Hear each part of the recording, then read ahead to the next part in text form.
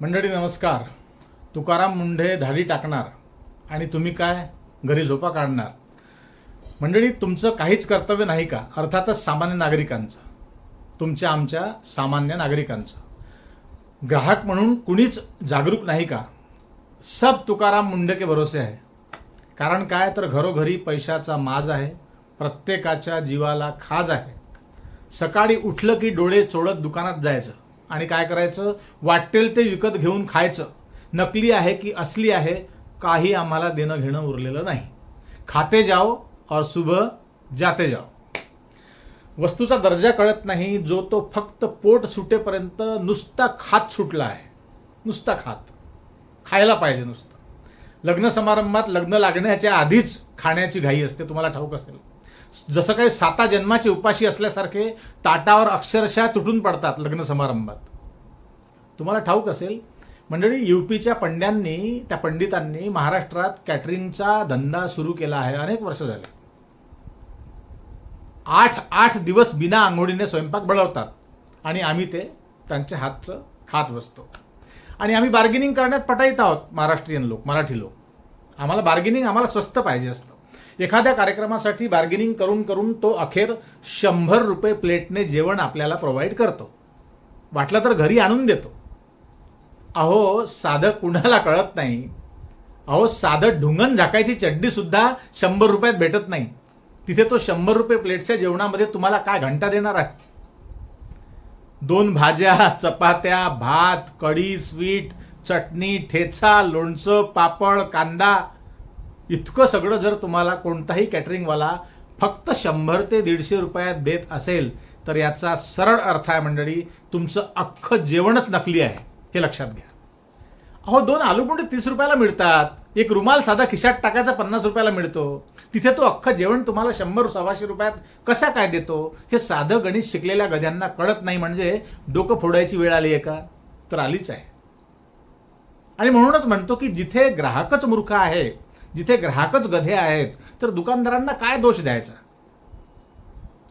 मग तुकाराम मुंढे एकटे काय करणार? आता आले आहेत ते, किती काळ राहणार त्या पदावर.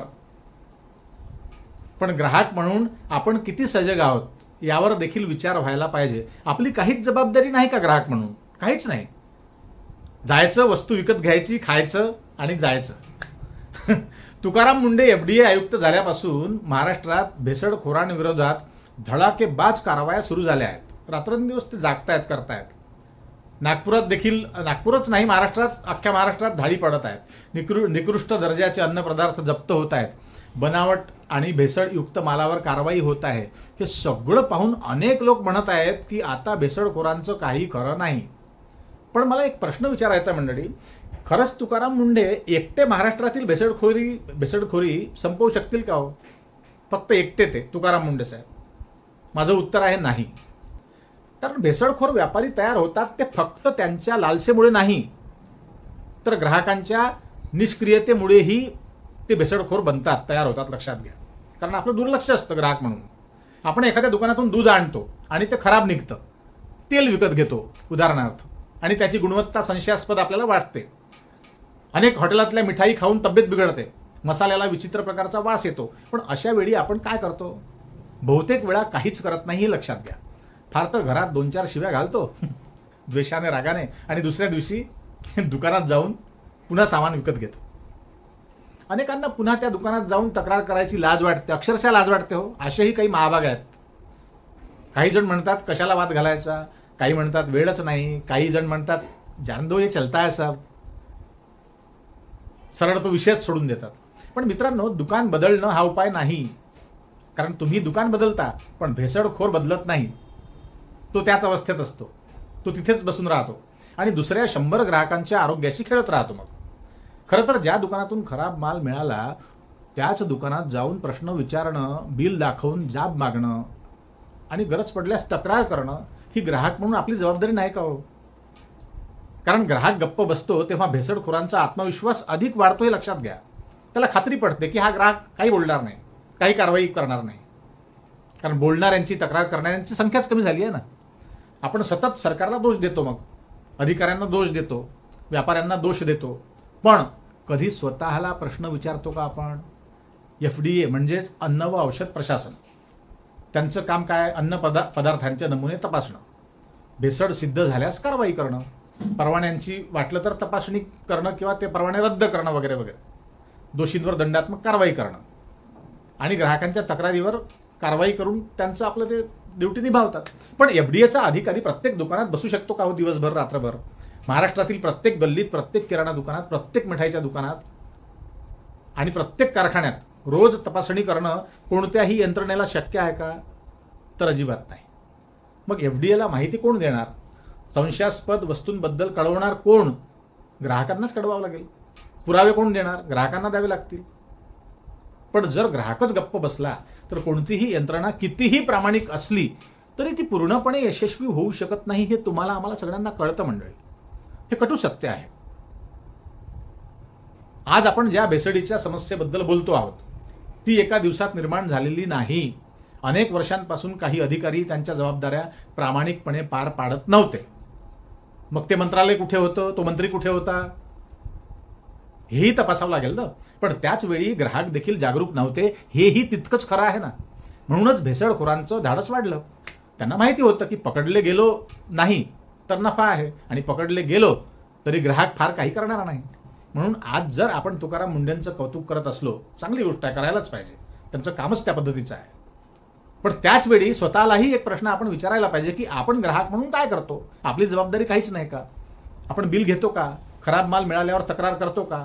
आपल्या मुलांच्या आरोग्याशी खेळणाऱ्या व्यापाऱ्याला आपण त्याला उत्तर जाब विचारतो का? की फक्त सोशल मीडियावर पोस्ट शेअर करून आपलं कर्तव्य आपण संपलं आहे असं समजतं, आपला राग आपण सोशल मीडियावर व्यक्त करतो? एवढ्याने नाही होणार ना.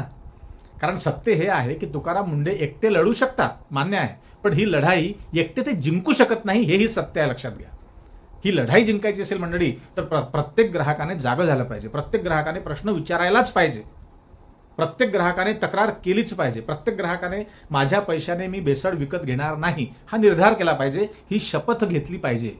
ज्या दिवशी ग्राहक जागा होईल त्या दिवशी भेसळखोर व्यापारी कोणत्याही FDA अधिकाऱ्यापेक्षा जास्त घाबरेल, हे लक्षात घ्या, ग्राहकांना.